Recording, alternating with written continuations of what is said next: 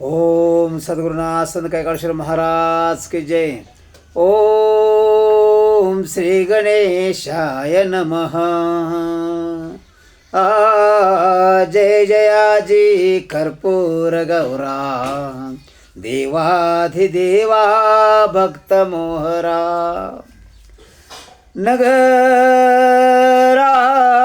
कन्येची आवरा मज बुद्धिदाता तो होई. भक्त म्हणतोय जय जय आजी कर्पूर गौरा देवाधिदेवा भक्त मोहरा. सर्वांचा तो दाता आहेस, सर्वांना काय काय नाही काय देत राहतोस. नगराज कन्येची आवरा मज बुद्धिदाता तो होई. अरे ते राजाचे पोर मिळावे म्हणून माझा पाठराखण करणारा तो हो. स्वधर्मान्यक झाल्यावरी पुन्हा तारक्षा प्रति श्रीहरी काही आचार निवेदन करी तोची सज्जने परिसावा. मने ब्रह्मचारी आनियती वपन किजे पितृमरणांती नख कर्मादि केल्या निवृत्ती चक्षुष्मानं मानव होतसे. म्हणून पितृमरणांती नख कर्मादि केल्या निवृत्ती म्हणजे पितृ आपण आपले वडील गेले तर त्याच्या मृत्यूनंतर नख कधीही काढायची नाहीत, आहे असेच ठेवायची जाय तोपर्यंत, पण नख काढायचे नाहीत. मग त्यामुळं काय होतं, चक्षुष्मान मानव हो तसे. आणि मग मानवाला जे पाठे जे तुम्हाला पाहिजे ते प्राप्त होत असतं. सर्व जणांच्या अर्था कारणे सर्वांच जगाच्या मनाच्या विचारासाठी केश श्मश्रू नख छेदने. केस बी काढायचे नाही, दाढी करायची नाही, कायच करायचं नाही. केश श्मश्रू नख छेदने ना पिताशी क्रिया निमित्ताने मरणार्थ काही अवश्य द्यावे. ते मृत्यू पावल्यानं तुम्हाला काय द्यायचं ते द्या आणि पाठीमागे हे सर्व पाळा. स्तवाच्या पुजाव्या गायी नित्य प्रदक्षिणा कराव्या बहुत. आणि नित्य नियमानं गायीची पूजा केली पाहिजे, तिला रोज नियमाप्रमाणे प्रदक्षिणा घातल्या पाहिजेत. गो प्रदक्षिणे पृथ्वी प्रदक्षिणा होत सशैल वन कानने. गायला एक प्रदक्षिणा घातल्याबरोबर पृथ्वीला प्रदक्षिणा केल्याचं पुण्य प्राप्त होत असतं. गायीशी खाजविता सर्व पाप जाती. बघा गाय वगैरे असेल एखादी, त्या गायीच्या अंगावर हात ठेवायचा आणि थोडासा असाच आपल्या नाकाने खाजवायचं, सर्व पापाचा नाश होते. गोग्रास दाने स्वर्गी वसत. आणि जे स्वर्गाला गेलेली माणसं आहेत नमस्काराव्या गाये नित्य मंत्र पुनित म्हणून या. रोज स्नान संध्या करून गायला स्पर्श करून गायीच्या पाठीवर हात फिरवून चेहऱ्यावरती हात फिरवून गायला नमस्कार करावा. आणि ओम गायत्री माताय नमः, ओम गोमाता नमो नमः असा मंत्र म्हणावा. म्हणजे काय होतं, नमो गौभ्यः. पहा मंत्र कसा आहे, नमो गौभ्यः श्रीमतीभ्यः सौरभैभ्य एवच नमो ब्रह्मसुताभ्यश्रवच पवित्राभ्यो नमो नमः. आणि हा मंत्र आपण म्हणावा. स्नान करावं, गायजवळ जावं, चेहऱ्यावरून अंगावरून हात फिरवावा माते म्हणून आणि हा मंत्र म्हणावा. नमो गौभ्यः श्रीमती तिभ्यः सौरभेभ्य एव च नमो ब्रह्मसुताश्रवच पवित्राभ्यो नमः. हा नेहमी या मंत्र आपण म्हणावा, म्हणजे सगळं काही प्राप्त होत असतं. ऐसा मंत्र म्हणो निगाये नमस्काराया प्रतिदिनी. रोज नेमन हे केलं पाहिजे. गोदान फल तया लागुने प्राप्त होई असंशय. आणि मग त्या मानवाला त्याच्या घरी गाय भरपूर राहतील, दूध देणारे म्हशी वगैरे भरपूर राहतील, बकऱ्या भरपूर राहतील आणि त्या गायीच्या पुण्यामुळं त्याला धनसंपदा प्राप्त होईल म्हणून सांगितलं. कारण गायी पाळणं म्हणजे परमेश्वराचा भक्ती करणं. ज्याच्या गोठ्यात चिखल मक्षिका. आणि ज्यांनी गायी पाळलेल्या आहेत आणि त्यांच्या जर गोठ्यामध्ये चिखल आणि माशा वगैरे जर असतील तर आणि तैशीच मुरकट देखा दंड करो निका दुग्ध काळी बळे जो नर. गायचा गोठा घाण आहे, चिखलानं शेणानं मुत्रानं माखला आहे आणि तसाच त्या गायला उभी करून तिला मानहान करून तिचं दूध काढतोय गायीचं मारहाण करून आणि तिच्या पुढं 2 घास टाकत नाही धार काढत असताना. असं आहे. मग त्याला काय होतं पुढं, गोठ्यात चिखल मक्षिका आणि तैशीच मुरकुट देखा दंड करून निका दुग्ध काळी बळे जो नर. तिला हानमान करून हान आणि मार करून तसाच दूध काढायचं.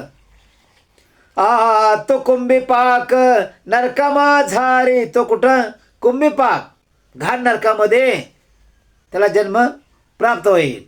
चिरकाळ पडे प्रेत शरीरी वायू पर्जन्य ताप भीतरी जो रक्षण करी गायीचे. आणि हे गायीला त्रास देणारे, गायीला मारहाण करणारे, ती माता तुम्हाला अमृत देते आणि तिला मारहाण करता आणि स्वतःच्या स्वार्थासाठी तिला मारहाण करून तिचं दूध काढता, अशा माणसाला नरक यातना भोगाव्या लागतात. जो रक्षण करी गायीचे. आणि या सर्वापासून जो गायीचं रक्षण करतो तो सप्तकुळासह तरत. त्याच्या 7 पिढ्या वैकुंठाला जातात, कैलासाला जातात. त्यांना नरक यातना होत नाहीत. जो गायीचे जलतृण नाशित. जो गायीचं दूध चोरतो, गायीच्या उठलेलं पाणी बाजू उचलून ठेवतो, तो ब्रह्महत्या दोष पावत. एका ब्राह्मणाला मारण्याचं पाप त्याला लागतं. उर्गनाशना निश्चय. हे 100% खरं आहे म्हणून सांगितलं. मास 2 सर्व दुग्धास मानुष द्यावे वत्सास. आणि गाय वेल्यानंतर ते खाली जे कालवड असतं, वासरू असतं, त्याला सुद्धा पहिलं दूध पाजावं, गाय समोर सोडावं. ते दूध पित असतं, पाणवलं की मग माणसं दूध काढतातच, पण त्याला हे पोटभर दूध पिऊन द्यावं. तृतीय मासी 2 स्तनास 1 चतुर्थ पंचम मासी न पातकी. आपल्या हातून पातक घडू नये म्हणून जे नियम सांगितले आहेत ते आपण पाळले पाहिजेत. सदोष गायी असल्या हे पाळावी, विपत्ती काळी न टाकावी. आदरे पाळता गो प्रधान पदवी प्राप्त होई असंशय. आणि दूध देणारी जरी गाय नसली, गाभण जरी गाय नसली तरी गायी पाळणं सगळ्यात चांगलं आहे. त्यामुळं आपल्याला कुठलं संकट येत नाही आणि गायी पाळण्यामुळे आपला धनद्रव्य प्राप्त होतं. आणि आपल्याला प्रत्येक जन्म कुठं प्राप्त होतो, गोलोकामध्ये जन्म प्राप्त होत असतो. गोलोक ज्या ठिकाणी राधाकृष्ण राहतात, तो गोलोक आपल्याला गायीवर प्रेम केल्यामुळं आणि गायीची भक्ती केल्यामुळं, गायीची सेवा केल्यामुळं आपल्याला गोलोक प्राप्त होतो. त्या ठिकाणी कृष्ण भगवान आणि राधा असतात. तृणतो यादिके करुणी गायी पाळाव्या प्रतीक्षणी. दीप लाविता गोस्थानी शतवर्षे प्राणी स्वर्गी राहे. आणि रोज त्या गायीला खायला प्यायला घालायचं, रोज आंघोळ घालायची गायीला, स्नान संध्या. आणि नंतर त्या गायीपुढं अगरबत्ती लावायची, दीप लावायचा आणि तिला आपण जे खातो ते थोडं चारायचं आणि तिचा चारा असेल तर तिला चारायचा. त्यामुळं तो माणूस प्रत्येक जन्मी मानव तर होतोच, पण पुण्यवान मानव होतो आणि तो शेवटी स्वर्गी कायमस्वरूपी राहतो. दीप लाविता गोस्थानी शतवर्षे प्राणी स्वर्गी राहे. 100 वर्ष माणूस कुठं राहतो? स्वर्गामध्ये राहतो. एवढं ह्या गायीमध्ये ताकद आहे. या गायीच्या सेवेमध्ये पुण्य आहे, गायीच्या सेवेमध्ये शक्ती आहे. कारण गोमाता म्हटलं की ती ब्राह्मणापेक्षाही श्रेष्ठ आहे. असं आहे गोमाता. गोरजे अवलक्ष्मी विघ्ने जात. आणि जिथं गाय असतात तिथं संकट प्रवेश करत नाहीत. कुणी जरी आपल्या काय कुठली गोष्ट केली तंत्र मंत्र तरी तो आपल्या घरापर्यंत येऊ शकत नाही. अंगी 14 भुवने वसत. गायीच्या शरीरामध्ये 14 भुवन आहेत. 33 कोटी देव त्या ठिकाणी वास करतात. गोवध कर्त्याशी नरक गणित 21 जाणावे. आणि जे गायीची हत्या करतो, गायला मारहाण करतो, त्यांना 21 वेळा नरकात जावं लागतं.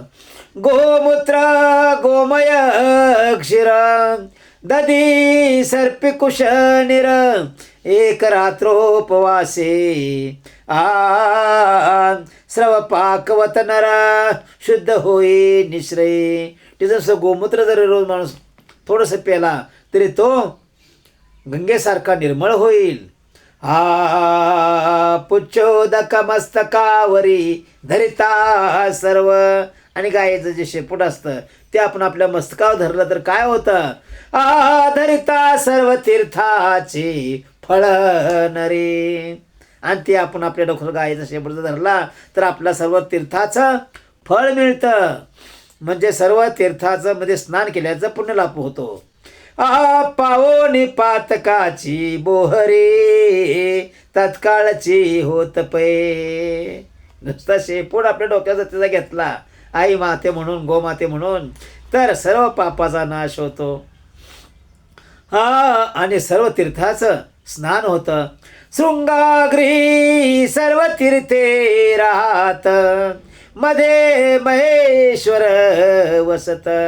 तिच्या त्या शेपटामध्ये सर्व तीर्थाचा वास असतो आणि मध्यभागी साक्षात शिव भगवान राहतात. करणे अश्विनीनुसार तिष्ठत. कानामध्ये सुद्धा अश्विनी कुमार असतात. शशी भास्कर नेत्रा माझी. आणि चंद्र सूर्य कुठे असतात? तिच्या दोन्ही डोळ्यामध्ये असतात.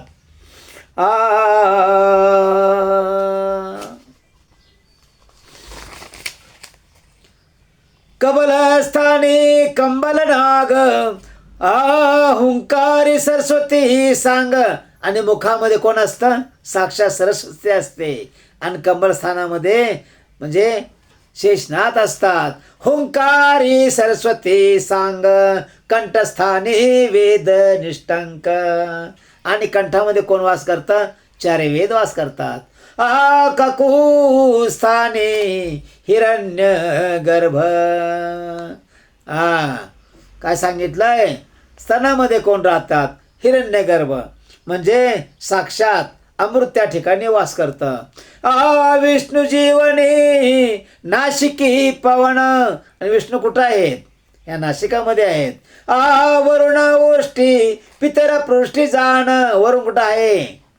ओठीमध्ये आहे, ओठामध्ये. आणि पितर कुठं आहेत? पृष्ठीमध्ये. स्तन समुद्र धर्म पादस्थान पृथ्वी जान वक्षस्थाने. आणि पृथ्वी आपल्या कुठं वास करते? हृदयामध्ये वास करते. आणि समुद्र कुठं आहे? धर्म पादस्थाने. हो, तर आपल्या या हाताचा जो तळ आहे त्या तळामध्ये समुद्रासारखा अमृताचा खळखळ खळखळ खळखळ चारे बाजूने दिसत असतं आपल्याला, पण ते आपल्याला दिव्य दृष्टी नाही. मुखी अग्नी जगनी रुद्र, मुखामध्ये आपल्या अग्नी आहे, पण तो आपला काढता येत नाही, तो आपला दिसत नाही, कारण आपली तेवढी ताकद नाही, आपली तेवढी भक्ती नाही. जंगणी रुद्र, आणि तुमच्या जांगेमध्ये कोण? रुद्र अवतार असते. लक्ष्मी योनिस्थानी शिर, लक्ष्मी कुठं वास करते? योनिस्थानामध्ये वास करते, म्हणून ती लाडकी आणि कुठं आहे? भगवंताच्या हृदयामध्ये वास करते. जिव्हे पार्वती पुचिरश्मी भास्कर, आणि जिभेवर कोण आहे? पार्वती माता आहे. म्हणून सांगितलं. आणि रवी भास्कर हे डोळ्यामध्ये असतात. खुराग्री गंधर्व वसताती, पायाच्या जे खोर असतात गायीच्या पायाच्या खोर असतात, त्यामध्ये साक्षात गंधर्व स्थानबद्ध आहेत. गोमयी गंगा यमुना मूत्रिजान, आणि गंगा गोमूत्रामध्ये आहे, म्हणून सांगितलं गोमयी गंगा यमुना मूत्रिजान. म्हणून तिचं जे गोमूत्र आहे ते गंगा यमुने सारखं कसं आहे? निर्मळ आहे. रेवा घृत दधी गोमूत्री पावण, रेवा धृत दधी गोमूत्री पावण, ऐशी सर्व देवमयी म्हणून पात्र सो पूजित विप्राशी द्यावी. आणि अशी गोमाता कुणाला? विप्राला दान द्यावे, म्हणजे ब्राह्मणाला दान द्यावे. वस्त्रे कुंडले मुद्रिका युक्त सवत्स पूजोनी मंत्रोक्त, दक्षिणा द्यावी दान साधू गण्यार्थ, पंच स्वर्णमित प्रणामतीचे. आणि सर्व तुम्ही केल्यानंतर त्या गौमातेचा मोठा आशीर्वाद प्राप्त होतो. घृत कांश पात्रे तिळकुश पुच्छोदक, ब्राह्मण हस्ते दान द्यावे देख, आणि ब्राह्मण हस्ते ते दान करावं. गायच्या शेपटीला हात लावून काहीतरी द्यायचं असतं धन, ते द्यावं. कृष्णधेनू वैतरणी सांग, आणि म्हणून जी वैतरणी गंगा आहे, वैतरणी नदी आहे स्वर्गामध्ये, ती यमलोकातून स्वर्गाला जात असताना ती वैतरणी नदी ओलांडून आपला पलीकडे कोण घेऊन जातं? तर हे फक्त गोमाताच घेऊन जाऊ शकते, आणि ते बी जिवंत गोमाता घेऊन जाऊ शकते. चिखलाची, सोन्याची, पितळाची, चांदीची घेऊन जाऊ शकत नाही. म्हणून नेहमी ब्राह्मणांना गाय हे दान द्यावे, किंवा तिचं वासरू दान द्यावं. जसे आपली ताकद असेल त्याप्रमाणे दान करावं. वासरू म्हणा, गाय म्हणा, म्हणजे सर्व तपस्व्यापेक्षा बी श्रेष्ठ आहे सांगितलं आहे. जे तपस्वेला घडत नाही ते एवढं करणाऱ्या माणसाला भेटत असतं. ती वैतरणी नदी तारित वृद्धा भुक्ता भोगा हिंसा स्तन स्रवत.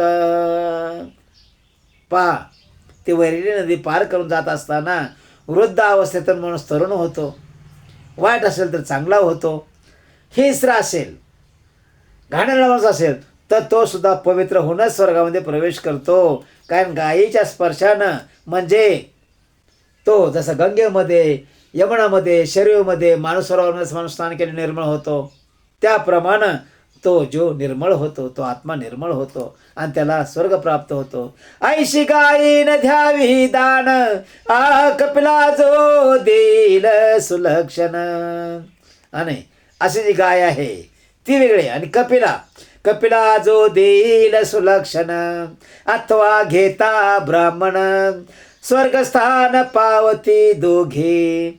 आणि कपिला गाय दान करावून सांगितलंय. कुठली बी गाय चालत नाही. ऐशी गायीन द्यावी दान, यत्नदा विक्षिरा वत्से मरत, उन्हाड फिरत जी सदा, ऐशी गायीन द्यावी दान. ज्या आता गाया जंगलामध्ये फिरत असतात त्यांना कोणी सहारा, कोणाचा सहारा नसतो, इकडून तिकडं भटकत असतात, अशा गायी नको. तर कपिला गायी मध्ये सर्व गोष्टी आहेत आणि त्या ब्राह्मणाला दान द्यावं. स्वर्गस्थान पावती दोघे, म्हणजे तो ब्राह्मणी स्वर्गाला जातो की गाय स्वर्गाला जाते आणि तो दान करणारे स्वर्ग त्याला प्राप्त होतो.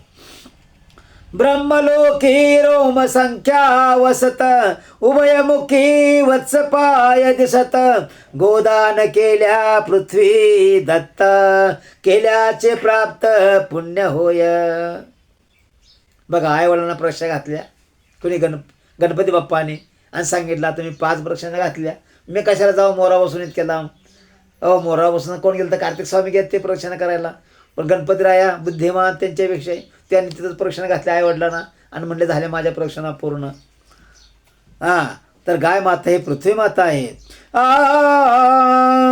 गाओ में अग्रतः संतो गाये पृष्ठभागे वसतो गाय हृदय नित्य राहतो गाय मध्ये मी वशे नित्य. भगवंताने सांगितले ब्रह्मा विष्णू महेश्वराने आणि संपूर्ण देवाने की गायेमध्ये आमचा वास आहे. तिचा डोक्यापासून शिंगापासून मस्तकापासून सर्व शरीरामध्ये तिथे कुठे देव वास करतात, ब्रह्मा विष्णू महेश्वर वास करतात, गो ब्राह्मण सगळे वास करतात. सर्व गोदान्या मंत्र बोलला से खगेश्वर. हा मंत्र कोण म्हटले? साक्षात सूर्यनारायण बोललेले आहेत. अशक्त असल्या मनुज फार निष्क सुवर्णात्वा रजत. आणि माणसाकडे जर सोनं चांदी कमी असेल नसेल त्यानं काय करावं? तयाचे करावे दान 20 गुंजा निष्कमान. तुमच्याजवळ 1 गुंज जरी सोनं असलं तर असं 20 गुंज सोनं आपण दान करावं म्हणून सांगितलंय. हा समर्था सोने करिता षटपण. आणि हे सर्व करायला माणूस समर्थ आहे, पण फल संपूर्ण न पावे तो. श्रीमंत माणूस आहे पण चिंगूस आहे, त्याला हे करावंच वाटत नाही, तो करतही नाही, मग त्याला स्वर्ग प्राप्त कधीच होत नाही. प्रेत कर्म करतानी प्रेत दोघे तद्गती ते पावत. मेलेला आणि जिवंत असणारा म्हणजे प्रेताचं दहन करणारा सुद्धा दान माझी 3 मुख्य भूत. प्रेतोपकारार्थ बोलली. ज्यानं आपल्याला लहानपणापासून लहानाचं मोठं केलं, सांभाळलं, दिन दुनिया दाखवली, संसार सुरू झाला आणि जो आपला वडील असो कोण असो तर गेला, तर त्याच्यासाठी जे काय करता येईल ते सर्व करावं. तेवढं तुम्हाला माघारी पुन्हा प्राप्त होत असतं, ते वायार्थी जात नाही. प्रेम कर्म करता प्रेत दोघे तद्गती ते पावत. दान माझे 3 मुख्य भूत. प्रेतोपकारार्थ बोलवी. आता कोणते सांगितले बघा. 3 नित्य कुंभ नित्य दीप, रोज दिवा लावणे. नित्य दीप अष्टविध पद, 8 दिवे नंतर लावणे. तिला पात्र अजपात्र प्रसिद्ध, जे काय तीळ वगैरे असतात ते सर्व. उपान देता सुखागाध प्राप्त होई प्रेताशी. ते सर्व त्या प्रेताला प्राप्त होतं. का? तर तो एक अमर आत्मा असतो. प्रेत म्हणजे नुसत्या देहाला प्रेत म्हटलं जाई. जो देह सोडून गेला तो प्रेत आत्मा, त्याला सर्व सहाय्य होतं. कारण नाशवान देहाचे हित तर जळून राख होते. तो कुठं असते काय भोगायला? जो भोगतो तो कोण असतो? आत्मा. आत्मा म्हणजे आपण यातनं गेलो तर आपलं काय होतं? प्रेतात्मा म्हटलं जातं. जिवंत आहे तर आत्माराम म्हणतात, जेवण आहे तर या साहेब या साहेब या साहेब म्हणतात. पुन्हा कोणी विचारत नाही कोण मेला रे, ताम काम का गेला, बस. नित्य कुंभ नित्य दीप अष्टविध पद, तिला पात्र आज पात्र प्रसिद्ध. उपान देता सुखागाध प्राप्त होई प्रेताशी. चांगल्या मनानं केलं तर सुख प्राप्त होतं. त्याला शिव्या गाळून करून जगाच्या लाजकाज केलं तर काय प्राप्त होत नाही. मग ऐशे गोदानाचे महिमान वैन ते या केले निरूपण आता अन्नदान पावन ऐके महिमान तयाचे. आता गायीचं महत्त्व सांगितलं. आता अन्नदानाचं महत्त्व काय असतं यामध्ये सांगितलं जाणार आहे. देव ऋषीगण भुसूर अन्न प्रशंसिती निरंतर अन्ने यज्ञ सर्व लोकतंत्र विश्व समग्र अन्ने धरिजो. प्रत्यक्ष अन्नमय प्राण. आपला प्राण कसा आहे? जोपर्यंत आपण जिवंत आहोत, जोपर्यंत आपण या देहामध्ये आहोत, तोपर्यंत या देहामध्ये राहण्यासाठी आपल्याला अन्नाची गरज आहे, पाण्याची गरज आहे. आणि ह्यातून बाहेर निघाल्यानंतर ह्या देहाला कशाची जरूर पडत नाही. का तर त्यामध्ये आपण नसतोच. म्हणून देह हे आपण नव्हे, आपण त्यात आहे. म्हणून देहाला काय आहे? देहाची प्रगती होते.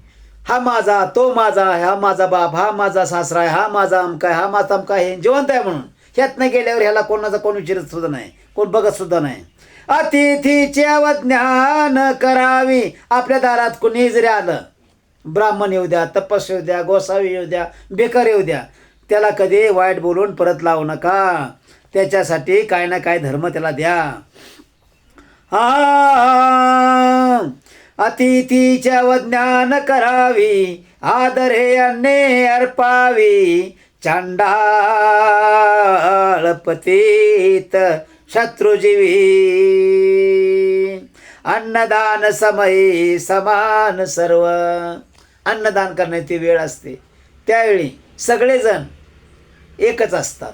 त्यात कोणी मोठा नसतो, कोणी लहान नसतो, कोणी गरीब नसतो, कोणी भिकारी नसतो, कोणी ब्राह्मण नसतो, कोणी शहाणा नसतो, कोणी अज्ञान नसतो. सगळे एका ह्याच्यामध्ये असतात त्यावेळी. ती कारण ती वेळ अन्नदान वाटण्याची असते. त्या सैयर पावे अन्न मग काय वर्णाने ब्राह्मण शक्त्यनुसार द्यावे अन्नदान. आणि ब्राह्मणाबद्दल तुम्हाला जर जास्त माया आहे तर तुमच्या मनानं तुम्हाला जेवढी ताकद आहे तेवढी देऊ शकता. ब्राह्मणाशी देता होत अक्षय शूद्राशी दिल्या महत्फल. बघा, ब्राह्मणाला दिल्या काय होतं? ब्राह्मणाशी देता होत अक्षय म्हणजे आयुष्य वाढतं. शूद्राशी दिल्या महत्फल प्राप्त. तुम्हाला प्रत्येक गोष्ट प्राप्त होते. पितर प्रशंसिती पुष्कळ जैसा शेती पर्जन्य काळ. आणि पितरांना दान केल्यानंतर काय होतं? पर्जन्य काळ होतो. म्हणजे पाऊस काळ कधी कमी पडत नाही, शेती पिकली जाते, भरपूर धान्य पिकतं. इच्छिता ते निर्मळ कृपिक पै तद्वत पितरांना इच्छित. बघा, जे पृथ्वी सोडून आपले पूर्वज गेले ते नेहमी आपल्याला अन्न मागत असतात, पण ते आपल्या कानापर्यंत ऐकू येत नाही. मुच्या कुळी पुत्र पौत्रादी संतती कोणी जरी अन्नदान करती तरी ते प्राप्ती घडे आम्हा. काय म्हणतात स्वर्गीय पितर? आमच्या नातला गाणे जर अन्नदान केलं तर त्याचं पुण्य आम्हाला प्राप्त होतं. आमच्या या पापातून सुटका होते, आम्ही नरकाच्या नात्यातून बाहेर पडतो, आमचं भलं होत असतं. पुत्र पौत्रादी संतती कोणी जरी अन्नदान करती तरी ते प्राप्ती घडे आम्हा. ब्राह्मण हे महद्भूत स्वय जरी याचना करीत न मागता दिल्या दत्त पुण्यापार प्राप्त होई. एखादा ब्राह्मण म्हणला, नको नको मला तुमचं धन नको, काय नको, अन्नदान नको, आता मला जेवायचं, मी नंतर जेवीन. त्याला जाऊन नाही द्यायचं नाही, त्याला जेवायच घालायचा किंवा त्याला काय ना काय अन्नदान द्यायचं, त्याच्या जाऊन द्यायचाच नाही. म्हणजे तुमच्या पदरी पुण्य प्राप्त पडतं, पुण्य होतं. अन्नदाता पशुलाभत पुत्र कन्या धन बहुत. आणि जनावरला अन्नदान चारल्यानंतर काय होतं? पुत्र कन्या धनवान होतात. बहुत बळरूप प्राप्त आणि भरपूर बळ प्राप्त होतं संसारामध्ये सर्वांना. स्वर्ण भोगी होत महासुखी. आणि स्वर्णदान केलं तर माणूस महासुखी होतो. अन्न प्रत्यक्ष करी तृप्ती. अन्न हे नेहमी आपली तृप्ती करत असतं, भूक शमवित असतं.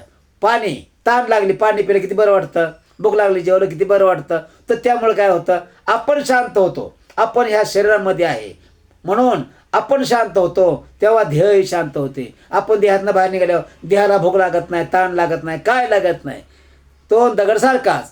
अन्न प्रत्यक्ष करी ही तृप्ती. अन्य क्षुधा निवारे निसृती. अन्नदान स्वर्गाशी जाती. देव पूजती तया ते. पृथ्वीवर जे लोक अन्नदान करतात आणि ते ज्यावेळी मृत्यू पावून स्वर्गाला जातात, त्या ठिकाणचे देव सगळे त्याच्या पाया पडतात. हो,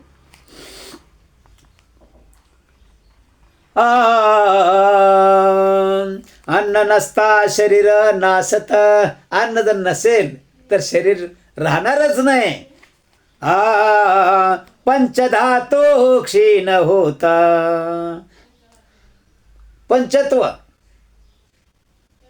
पंचतत्वापासून तयार झालेलं शरीर जास्त वेळ दम काढत नाही. बळवानही नाश पावत. पैलवान असला तरी तो अन्न त्याला आणि पाणी नसेल तर तो मेलाच पाहिजे. अन्न नसता तयाशी सायंप्रात अग्नी होत्र हवण. यथाविधी करिता जाण वृष्टी होत त्या पुण्यान. आणि या दान धर्मामुळे काय होतं, अग्नी आपण पेटवतो घरामध्ये, अग्नी केला त्याला सुद्धा नैवेद्य दाखवला पाहिजे, त्यामध्ये थोडासा घासभर टाकला पाहिजे, मग त्या अग्नी नारायणाला पोचतो. त्यामुळं काय होतं, भरपूर पुण्य होते आणि कधीही पाऊस कमी पडत नाही. अन्न निर्माण वृक्षपासून विवाह यज्ञ प्रेतकार्ये समस्त. अन्नहीन केल्यान शोभत हे रत्ने असल्या बहुत. शोभा सर्वता न पावेची. आणि हे सगळं अंगावर डागडागिन असल्याशिवाय माणसाला शोभा येत नाही. कारण जिवंत माणूस आहे तर त्याला या सगळ्या गोष्टी पाहिजेतच. भूते अन्नापासून होती. अन्ने उदक दृष्टीने उद्भवती. अन्न कशामुळे प्राप्त होतं, हे पाऊस पडण्यामुळं जमिनीमध्ये असणार उगवून येत आहे. आणि ही भूते अन्नापासून होती म्हणजे आपण जे शीत बघा घराभोवतून आपण भात शिंपडतो, दही भात शिंपडतो. कशामुळं, त्यामुळं आपल्या आजूबाजूला असणारे आत्मे असतात ते शांत होतात. उदकावृष्टीने उद्भवती यज्ञ पर्जन्याची प्राप्ती. अन्न निवृत्ती यज्ञ होय. अन्न विष्णू स्वये देव. अन्न आपण अन्न हे अन्नपूर्णा असते. माता पार्वती अन्नपूर्णा, महालक्ष्मी अन्नपूर्णा आहे, सरस्वती अन्नपूर्णा आहे. अहो साक्षात स्वयं विष्णू भगवान बी अन्न परब्रह्म अन्नदाता आहेत. स्वये देवान्न से देव भव. अन्न ब्रह्मा देव देव सोमरवे मरुद्गण. अन्न आता एक वदे अन्नदान करावे प्रेत मुक्त्यर्थ जान. उदकयुक्त विशेष पूर्ण दान महिमा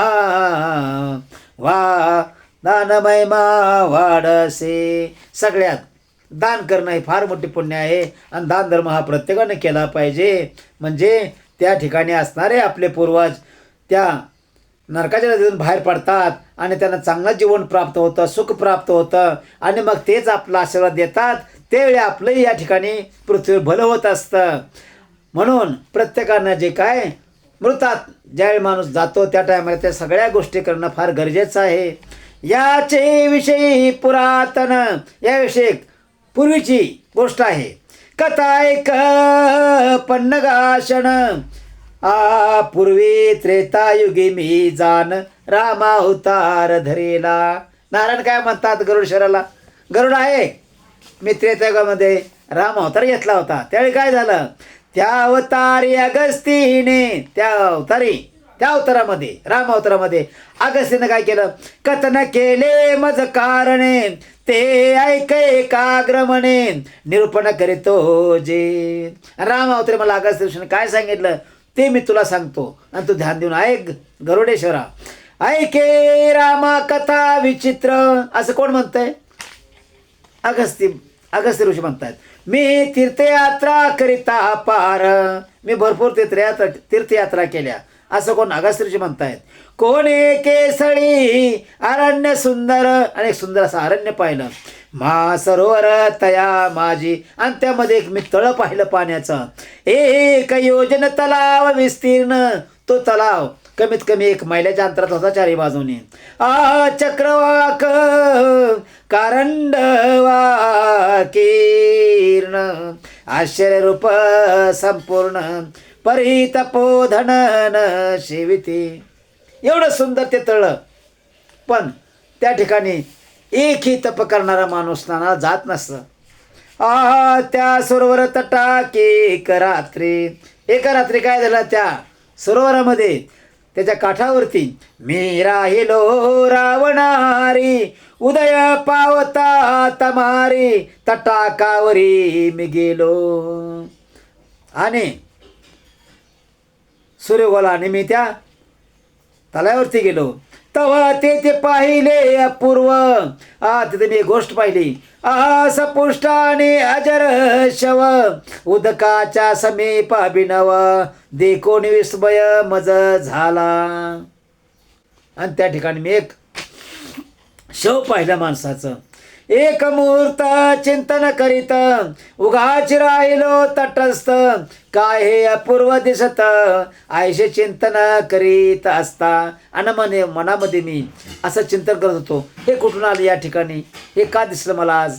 एक मुहूर्त लोटल्यावरी विमान पाहिले म्हणू जेव्हा परी. आणि 1 मिनिटानंतर मला त्या माणसाच्या बाजूला एक विमान दिसू लागलं. येत त्यात दिव्य शरीरी, हंस विमानी बैसविला. आणि ते हंसरूपी विमान होतं. त्यामधून काय केलं? त्याच्या देवी आत्म्याला घेतलं आणि त्यांनी त्या पुष्पक विमानामध्ये बसवलं, हंसरूपी पुष्पविमानात बसवलं आणि घेऊन गेले. त्या विमाना माझी 500 अप्तराद संघसेवा करीत. आणि त्या विमानामध्ये 5 जण होते आणि ते त्याची सेवा करत होते. सर्व सुंदरी अलंकार मंडित, आणि त्यामध्ये सुंदरी अप्सरा सुद्धा बसल्या होत्या. रमवीत तया प्रती, आणि त्याला काय गोड गोड बोलत होते, त्याची सेवा करत होते. कित्येक गाती कित्येक नाचती, पुन्हा पुढं त्या आत्म्यासमोर. किती वाद्ये वाजविती, विनापट नाना रीती, स्वर्गवाद्ये मनोहर जी. आणि ते स्वर्गाचे वाद्य होते, किती सुंदर वाजत असतील पहा. तो पुरुष विमानातून देव संकाश उतरला जाण, आणि तेवढ्यामध्ये म्हणत असणारा एक पुरुष खाली उतरला. आणि काय झालं? मागोती विमाने आरूढता, मी तयाशी झालो पुसता. आणि ते विमान उडत असताना मी त्याला विचारलं, काय विचारलं? कोण तू देव संकाश असता, आचार निंद करीतोशी. अरे मी या ठिकाणी उभा असताना मला न विचारता न बोलता कसा काय चालला असतो? काही याच्याशे कारण आश्चर्य वाटते मज, संपूर्ण तुझ्या हाराचे श्रवण कराया संपूर्ण इच्छितो मी. अरे मला तुम्हाला पाहून जरा आश्चर्य वाटलं. हो, मला सुद्धा वाटतंय तुम्हाला काहीतरी बाबा जेवण करावं, तुमची इच्छा पूर्ण करावी. ऐशाय कोणी माझी भारती, स्वर्गवासी तो प्रांजली सुमती, बोलता झाला मज प्रती, रघुनंदना शुभाक्षरे. तर हा सुमती कोण होता? रामाचा रथ चालवणारा होता. जसा सूर्याचा रथ अरुण चालवतो, तसा रामाचा रथ हा सुमती नोकर चालवायचा. रघुनंदना शुभाक्षरे, म्हणे ऐके मुनिवर्य माझे वृत्त. आणि तो सोळा माणूस काय बोलतोय? जेणे सुख दुःख मजला प्राप्त, कर्मचा दुरीती क्रम होत, तोची ऐक ऋषी उत्तमा. आता म्हणजे मी तुला सांगतो हे सर्व काय आहे ते आहे. पूर्वी वैदर्भ देशात सुदेव राजा मम पिता विख्यात. वैदर्भ देशामध्ये माझा पिता होता, तो कसा प्रसिद्ध होता, लोकांना आवडायचा. लोकत्रयी कीर्ती भरित, जगभर त्याची कीर्ती होती. असता झाला पूर्वयुगी त्याच्या भार्या दोघी जणी. आणि तो एकाएकी पूर्वयुगी म्हणजे मृत्यू पावला समजा. आणि त्याच्या ज्या 2 बायका होत्या त्या पुत्र झाले तया लागुनी, मी वडील श्वेत महागुणी. आणि त्या दोघींना आम्ही 2 पुत्र झालो, त्यात मी एकटा वडील आहे. पुत्र झाले तया लागुनी, दोघी जणीला पुत्र झाले. मी वडील श्वेत महागुणी, सुरत धाकुटा झाला. आणि धाकट्याचं नाव सुरत. आणि पुढं अनंतर पिता पावला मरण, आणि मृत्यू पावलाय, वडिलांचे मृत्यू पावले. पौरी केले माझ आणि राज्य मला दिलं. अभिषेचन राज्य केले, न्याय करुण बौद्ध दिन वर्ष सहित. आणि वडानंतर मला राजा बनवलं, मी राज्य करू लागलो. पुढं प्रजा पाळल्या पुत्रापरी, आणि प्रजेला एवढं प्रेम दिलं की आपल्या स्वतःच्या पोटच्या मुलासारखं त्यांना प्रेम दिलं. परंतु ब्राह्मणाशी मी संसारी, परंतु संसारात असून सुद्धा मी ब्राह्मणांना अन्न न दिले सत्पात्री, दाने भोवतान्य केली. सगळ्याला मी दान धर्म केला, पण ब्राह्मणाला मी कधीच दान केलं नाही. मग प्रवेशलो तपोवन, आणि मग कुठं आलो, तपोवनात आलो. कुंभोद्भवा तेची हे जाण, मृग पक्षी वर्जित संपूर्ण. ऐशावनी प्रवेशलो, इथं कुणाचाही वास नसतो, कुठल्या जनावराचा आणि पक्षाचा. त्या ठिकाणी मी आलो. सुरताशी राज्य दिदले, आणि दुसऱ्या भावाला मी ते राज्य देऊन टाकलं. बाबा तुझं राज्य तू कर बाबा, मला हे राज्य नको आहे आता, मला नको आहे हे राज्य, मला बास झालं. मी आहे सरोवर शेविले, आणि ह्या सरोवराजवळ मी आलो आणि याला स्पर्श केला. येथे दारुण तप मांडिले, आणि या ठिकाणी मी तपश्चर्या करायला बसलो, घोर तप केलं. सहस्र संख्या संवत्सर, 1,00,000 वर्ष मी तप केलं. मग मी पावलो मरण, आणि तप केल्यानंतर मी अशक्त झालो आणि मृत्यू पावलो. झाले दिव्य शरीर हृदय दीप्यमान, आणि या शहरातून निघालो बाहेर, क्षणभंगूर नाशवंत शहरातून बाहेर निघालो आणि दिव्य देहानं प्रगट झालो. विमाना माझी बैसोन, आणि विमानामध्ये बसलो. ब्रह्मलोका प्रति पावलो, आणि कुठं गेलो, ब्रह्मलोकामध्ये गेलो. ते क्षुधा तृषा मज त्वरित, आणि त्या ठिकाणी गेल्याबरोबर मला पाणी प्यावं असं वाटलं, जेवण करावं असं वाटलं. मुनी सत्तमा लागली बहुत, इंद्रिये व्यथित झाली समस्त, आणि मन कासावीस झालं.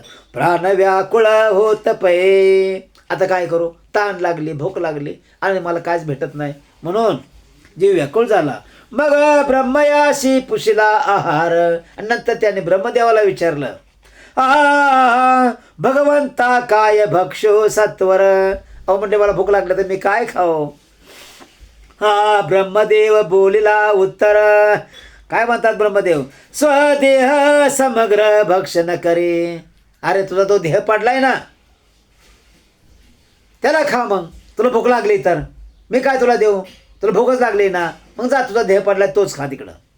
आपुले नित्य स्वाद मांस, आणि स्वतःचा देह आपुले नित्य स्वाद मांस, बक्षित जाये अति सरस. अरे तुझं शरीर तूच खा ना, फार सुंदर लागेल तुला, तूच खा, पण माझ्याला तुला खाय देण्यासाठी काय मिळणार नाही.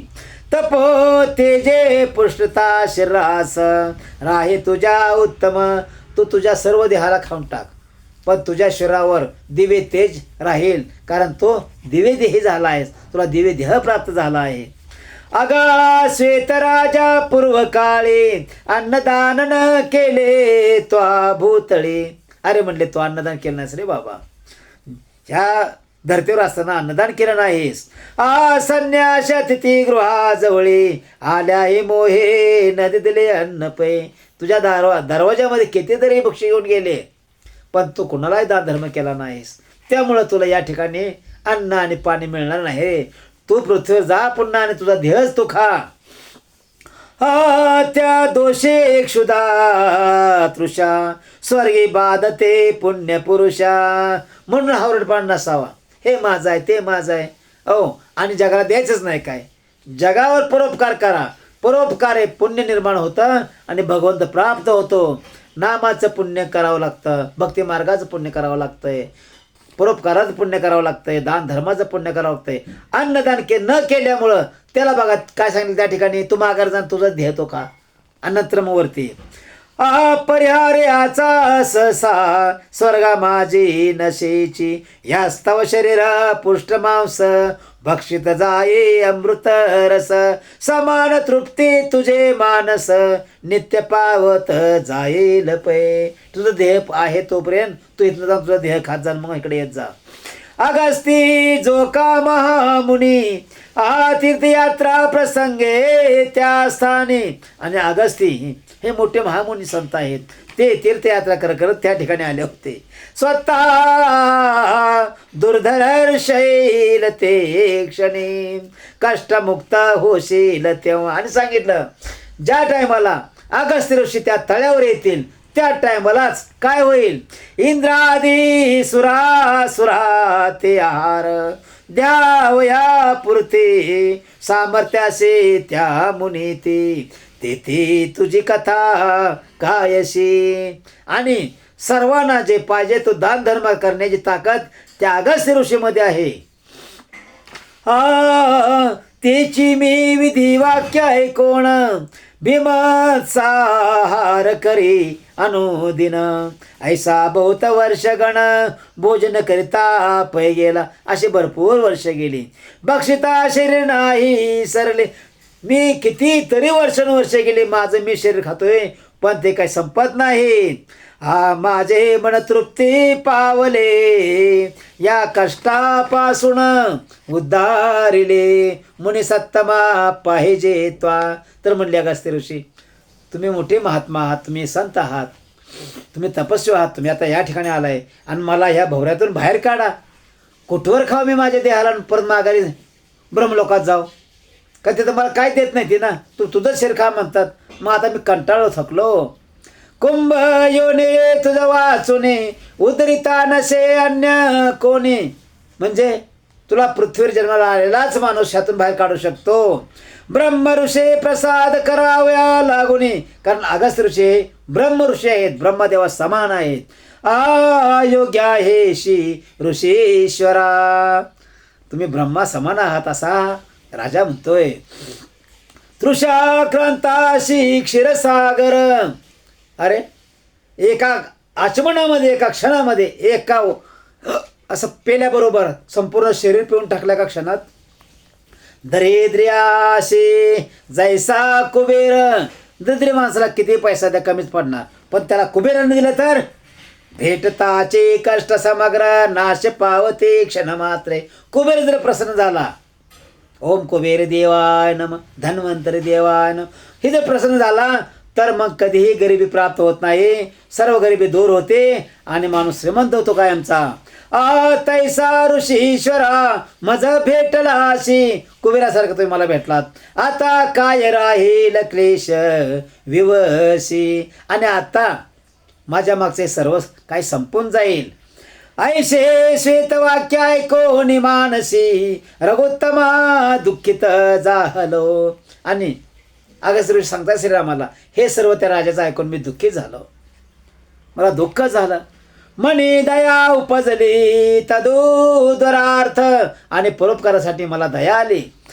वस्त्राभरणे घेतली राज ऋषींची पूर्व काया नासली. एकचे राहिले दिव्य शरीर. आणि ते पूर्वी काय राहिलं तर शिल्लक शरीर त्याचा नाश केला माझ्या दृष्टीद्वारे आणि त्या दिव्य शरीर फक्त राहिलं. तृप्त झालो म्हणून नमस्कार करुणी राजनंदन. आणि त्या राजपुत्रानं नमस्कार केला अगस्त्य ऋषींना. विमान माझी बैसोन ब्रह्मलोका प्रती गेला. आणि हा राजनंद कुठे गेला? ब्रह्मलोकामध्ये गेला, उद्धार झाला. अगस्त्य ऋषीच्या हातून. हा वास्तव राजा अन्नदान भूतळी करावे अनुदिन, अन्नदान करता तयान काय दाने न केली. म्हणून पृथ्वीवर जन्म घेतलेल्या प्रत्येक माणसानं दानधर्म केला पाहिजे. लोकांना भिक्षा वाढलीच पाहिजे. रोज लोकांना दानधर्म केला पाहिजे. आजकाल लोकांना पैसे दिले तर कुठेतरी जाऊन पेत बसतात.